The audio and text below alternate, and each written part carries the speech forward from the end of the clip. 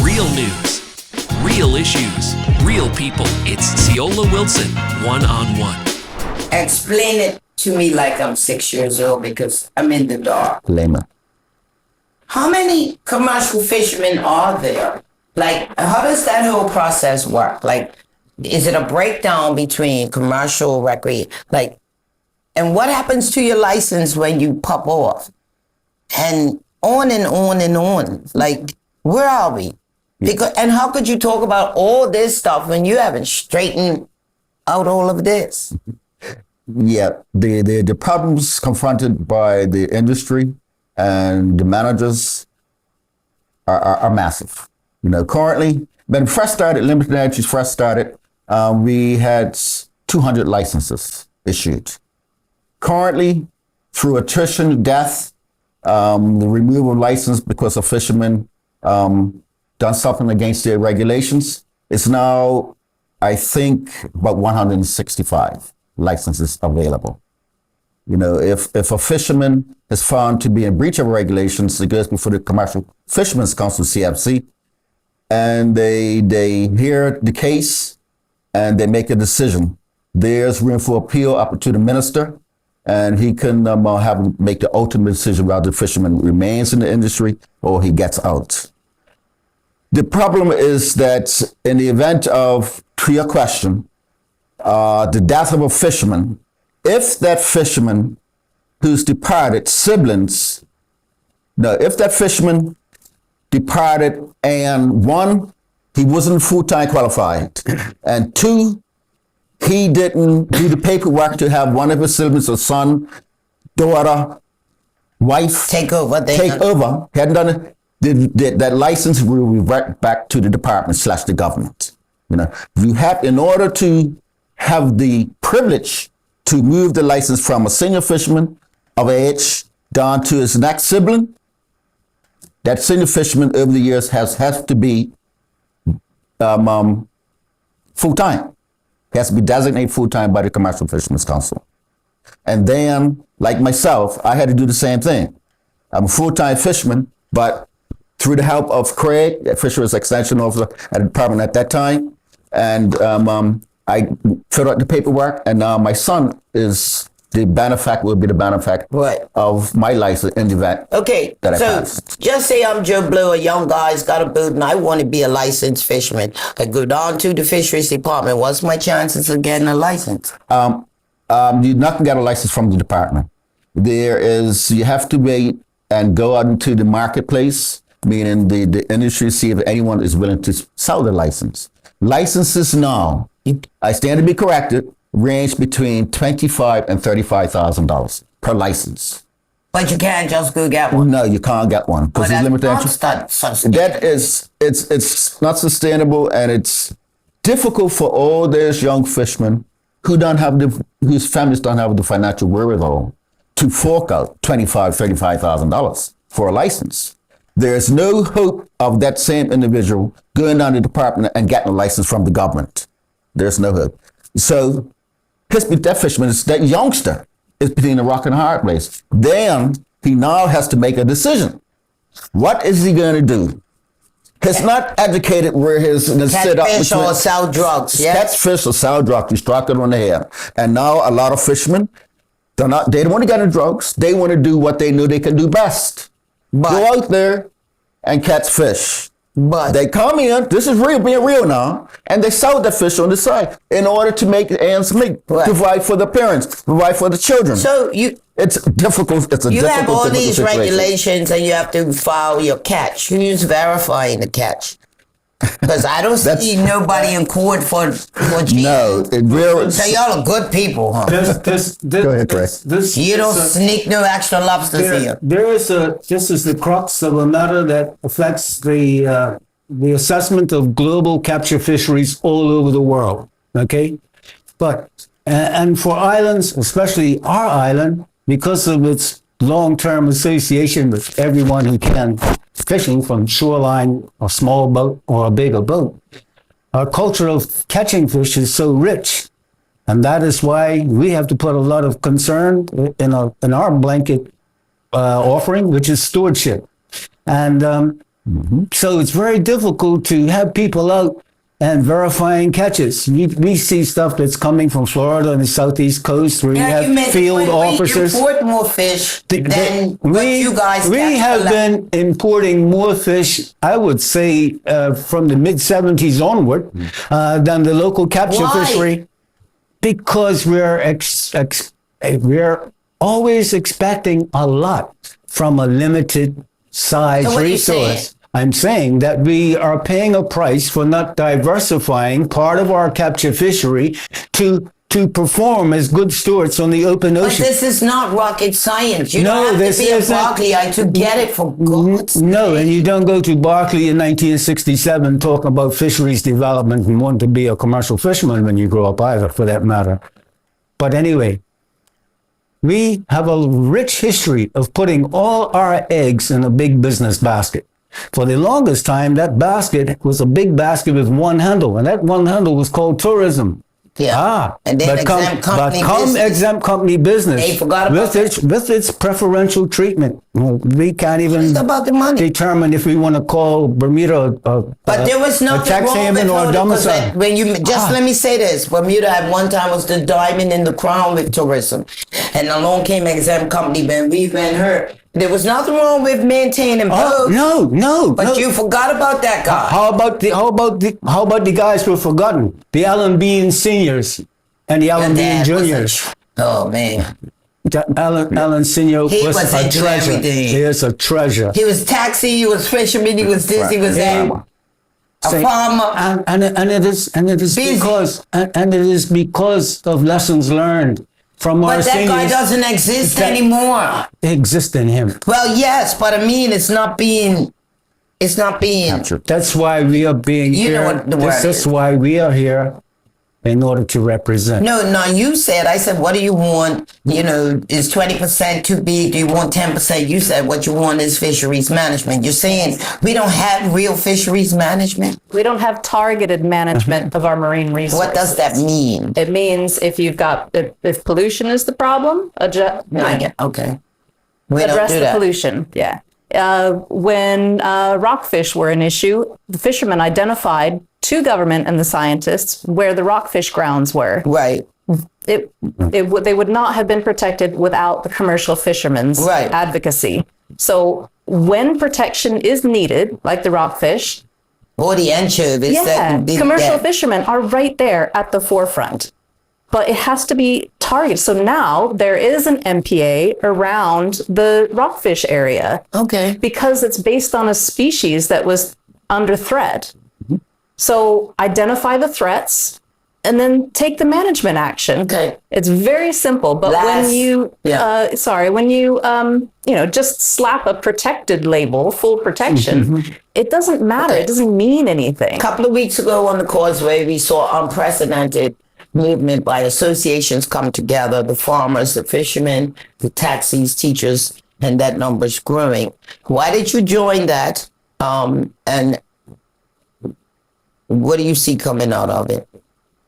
Start with you. My brother was involved from the beginning with the initial organizers, and he ran across me, and I said, yeah, because it gives us more voice. But your premier, when asked about it the following day, just brushed it. Yeah, we listen to you next. So yeah, that's the problem. That's going to be at his demise/behest, because all them people, as my brother said, for all of us who was there and our associated family members were all voters. Right? It's going to get down to politics now. Right? All the government will have 32 seats versus 36. Right? Not all of those persons in 32 seats went by massive landslides. No. Some were tight. So you take all them numbers of the people that were down there and their associated family members, put together all the votes. It's very possible, most probable, that the government of the day will start losing lots and lots of fleets. The more this grows in momentum, the more different industries, entities become collectively united together, right? And make our voices heard as a unit. the more people will But you know how Bermudians are. they will. Talk a lot of mess and then they go to the polls and do what they normally do. That's true. But the thing is for us to keep driving it, driving the point, driving the message. Stay to the wicket and keep on banging away as a collective unit. The various entities, we all come together and we keep going to keep the thought of the protest message in the minds of the general population, so that when it comes to voting time, their thoughts are fresh in the minds of the voter when we go to the polls. Next. Then they send a message. You say, Mine is less politics and more process improvement. The consultation process that has been instituted across these different industries it's a joke. has been the same, and it's been completely ineffective. I don't really mind who's in office. I just want the process to improve for public consultation. Bermuda is too small for party politics. It's too small not to go talk to people. It's too small to be about, not be about country over all of it. Yes. You know, we've been out here on our own from day one. Somehow we're looking for some expert from across the border to sort it out. I never got that mentality. No, we need to talk to each other. We are all about Bermudian solutions to Bermudian issues. No, but we need an expert from abroad. We have more experts here than you believe. And Do you have to be Bermudians careful. even want a solution? But you got to be careful how you use that term expert. For to me, X means an unknown commodity and spurt means a sudden gush of fluid. I said at the top of the show that they really don't care until they can't get that fish.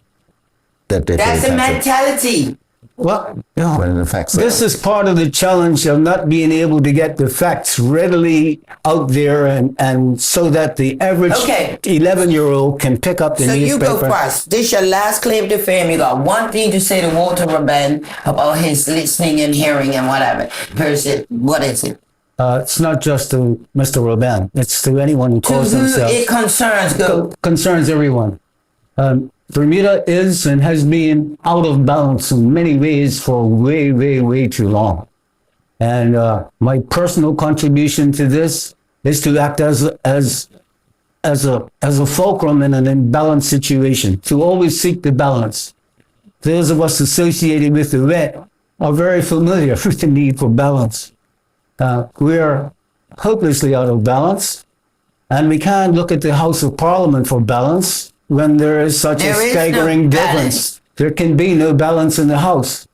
So we have to strive for a balance. Our challenge is that we're working for a kind of balance, a protracted state of equilibrium that Bermuda has never truly known. In fact, the world has never truly known. So we're all about accountability. So you're chasing a dream. And it's a dream worth dreaming. Hope it becomes contagious. What they're saying now, viral. Okay. From this point on, you'll be hearing more about this because that's what we're striving for. Because the concern of the small businessman is no less valid than the concern of the big foreign company CEO. Yeah, we're talking about magnitudes of money, but hey, we can't eat Well, this it's up. exactly what's going on with our economy. IB is holding us up, but the local part of our market is not thriving. There are still people out of work. There's still young black men who could be out on our water. Why are we not channeling the positive? Our education system is failing us because we're still. Well, how long have we known that? We're still feeling the devastating after effects of there being no Bermuda Technical Institute. Good example. How much consultation went into it? How much public notice None. went into it before they shut down? And the it was tech? driven by shut it down because they saw what was happening. I just use that to this day. That is a A very system that was never designed for us. a relevant example. It's the most relevant example I can use on the education side. That's no. So we have to get the purveyors, the actual hands-on people in closer contact with the children in schools and their teachers. And I'm sure you're going to find a commonality with what the teachers' grievances are about. Very similar to ours. They're very similar. The teachers, we depend on the teachers to help guide our children through. And as we depend on our taxi drivers because they are ambassadors for the island. We acknowledge that. Our farmers and fishermen are an oppressed lot. We're endangered species in what is supposed to be our own island. No, come on.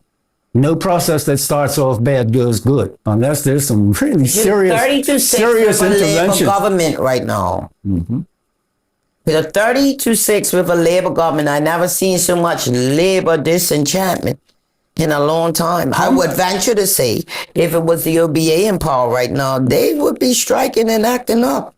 But somehow, when it comes to our own, we take up a different script. No, that's a whole nother issue. I don't know what that's about. That's another But episode. what I'm saying is, we don't see the play yet. It's like the Wise Owl and the Tootsie Pop. How many licks does it take?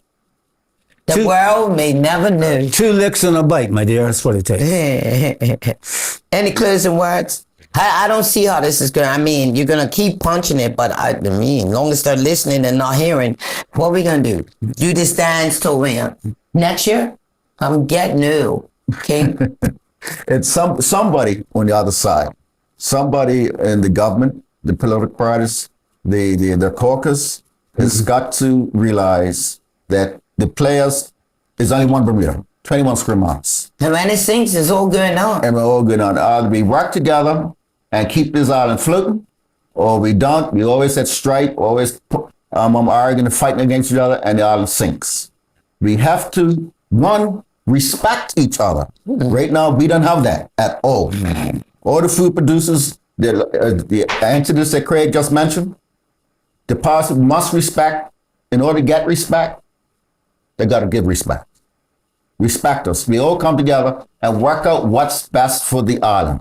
In the case of Bermuda's marine environment, a plan, we are currently, the FAB are working on our plan. The government, for some reason, tried to impose a timeline on us. The time deadline is going, but rest assured, we are still working on the plan. I will. My secretary will probably have to make a correspondence out to the ministry, informing them that our plan is in a work in progress, and we would need more time to have it reach its conclusion. Keeping in mind that the BOP plan took about 3 years to put together. That's the marine spatial side of it and the Blue Prosperity Plan side of it. That's 3 years. That's about 15 months per section. The FAB has been working on the plan for 6 months. I don't see anything wrong with the government, the powers that be, giving the FAB a bit longer to finish their plan. Remember, the BOP people, professional, they on payroll, they were dedicated to doing this thing 24/7. My industry, the industry, FAB's membership, we're fishermen. We only get paid when we go to sea to make our living. For us to get the fishermen in to help draft this, put the plan together, it's most difficult. It's not easy. So like getting you in studio. Case in point. Case in point. But yes, the FAB needs more time to do the plan the way it's got to be done. Where does this stand now? Like, is it law? Like, is it like... No, like I said, it's a draft, right? So what's the timeline on making it so? Next week? Next year? No, they got us decade. on this 30-30 plan, which is 30% by 2030, right? So you got time. I see it, I think we've got time. The other side would say, no, you're not got time. We want X, Y, Z to be in place by, it was supposed to be at the end of last year. Now it might be the end of the middle of next year. So when you say you're working on your plan, is to coexist with this or replace it or work with it? Or what? Well, let's step back. Please. January 13th, when we presented the petition to the Premier. We had a meeting up in the Cabinet office with the Premier. The minister was there. What did he say he to wasn't you? happy. By the way? What the minister say? No, what did Premier say? The Premier instructed myself and the executive who were with me to come up with our own plan. Okay, what did the minister say? The minister mum was the word. Remember What do you mean? Remember the minister was supposed to eat crow. Oh, If we called down at the aquarium, he wasn't meeting with you. He said he was not going to meet with the fishermen at forgot FAB. about that. And he had to eat crow, and he was ordered by the Premier to show up at the cabinet building. So what you take that to mean? Spell it out for me. Like I'm 6. I need you to say it. He came in, he was like a little child. He couldn't say anything. He was instructed by his boss, the premier. His deputy premier, David Bart, honorable, was the premier. He was instructed to show up at the meeting, and he couldn't say anything. He basically had to eat crow, and he was forced to work with the fishermen. Meet with me and my executive, and so that we can try to work toward getting the fishermen re-engaged in the process. Now, that's a whole different story now. Whole different story, because over the past 6 months, whilst we're supposed to be working on the plan, we've been trying to get this MOU, which we put forward, the FAB put forward, signed or agreed to and signed off on. But you rejected that. But we had 13 points itemized. We agreed to, I think, 12 points. Okay. But it was the first point number 1. Which was? Which was the 20%. Which was the That was the Where did deal that breaker. come from, though? Like, where did it drop out? Like, where did that The come from? 20% came about Like, through the signing of the memorandum of understanding June 1st, 2019. 2019, right? Between So if the you government. stick to the 20%, how much does it cut your industry by, like right now? Well, Like, right if it now, was enforced today, would it do? in all the talks with the minister and the PS, they're intimating that the greater part of 20% will be the offshore, beyond the platform and the Is that a big deal? Yes. It's a big deal when it Because- comes to further fisheries development Okay. of our industry. All With right. the inshore, they're looking at taking a big section out, but as Jamie has tried to say throughout this session, it's where you want to put it Okay. and the reasons why you want to put it there. You wanted to add something, though. Yeah, so one of the big areas, they want to do a buffer around all the mangroves. Okay. So that really impacts, there's not many guys that do bait net fishing, but the ones that do, they supply all the bait that gets sold Okay. on this island. So, They don't fish in the mangroves, they fish right next to the mangroves. Okay. And they need to be able to fish next to the mangroves. And they do not do any harm to the mangroves when under they're this there. plan, they want to kill that. Right. So the original MOU that was signed reads, designated at least 20% of Bermuda's waters as fully protected. Right. And the thing was, the original MOU never defined what full protection means. So They don't know what they're talking about. right. Exactly. So at one of our meetings with the executive team and DNR and the minister, we asked, does full protection have to mean no take, no fishing? And 2 voices spoke up together. And say it. The minister said, no, that's negotiable. That's what he said. And the technical officer said, yes, it means no fishing. So, What he said. And at the end of 5 meetings, the technical officers won. And full protection had to mean no fishing. And that is why we had to.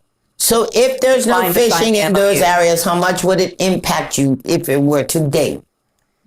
There is an economic impact, but it's more than that. It sets a precedence that is unacceptable to the industry. It sets a precedence that those areas could be expanded. It sets a precedence of general vague management instead of targeted management. Okay. It also sets a precedence of telling the public that fishermen are a problem, that fishermen are dangerous. So already, my husband's been out in his bait boat, and people have harassed and targeted and abused him because they tell him that he shouldn't be fishing somewhere when he's fully allowed to be. He's been verbally abused. He's had rocks thrown at him, bottles. He's had a gun pointed at him. And sometimes my children are in the boat.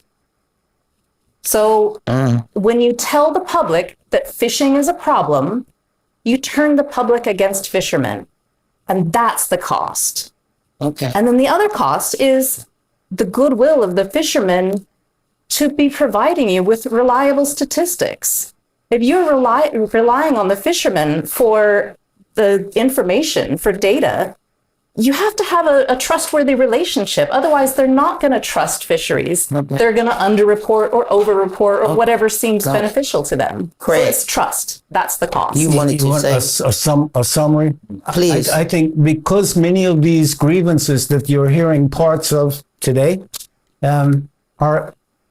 are extensions of long-term concerns, long-term disparity in communications and getting the facts, first of all, to the government. can we get it right? Like, just once, can we get it right? This is it. I'm asking you, do you think we can get it right? I think what we have to do first, I Is think what we what? have is a big remedial thing. I think we have to go back and see how a lot of this mismanagement was allowed to occur. But it's still being allowed. Listen to me. Hold on.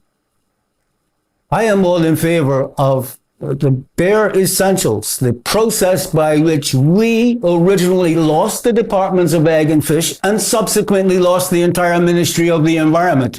Because in doing those three things, we've exposed our soft underbelly. Bermuda comes across as low-hanging fruit. And the wealthy of the world will always take advantage of the low-hanging fruit, just as you took those little ripe cherries and look what's when you was a small little girl. That Bermuda oranges, which I Let's can't not find forget, anymore. we can't find the oranges, don't worry about Where that. you find them, let me know. But do you get my point? For that, I see us adopting whatever we must do. Entertain whatever legitimate consultations we must do and invoke the petty process. Because the petty process is sanctioned. It is parliamentarily approved. And this will help to bring What was certain late, Craig? elements. What late? What It late? is What never late? too late to inject the truth. It is never too late for honesty, Miss Wilson. In closing, I think we need another show. I think you need to bring Mouth next time because I like him. He punches harder than you. Yeah. I have a lot of things in my mind too. Yeah. You got to be Yeah. nice. Got to be tough. Yes. I have to balance it Tell out. Mouth he was sadly missed. Okay. You'll find Even no though- lack of sincerity in our lot. And each one of us is willing and able to stand accountable. I'm for what still we stuck on how we import more fish than what you think. I mean, and do you eat tilapia? Mention the word. No. So that's what we want over. No, but we almost made an excursion down that road. So I've always been a supporter, a real hands-on supporter when I could be, for mariculture. That is marine species, okay? So that's it. I mean, there's a lot there.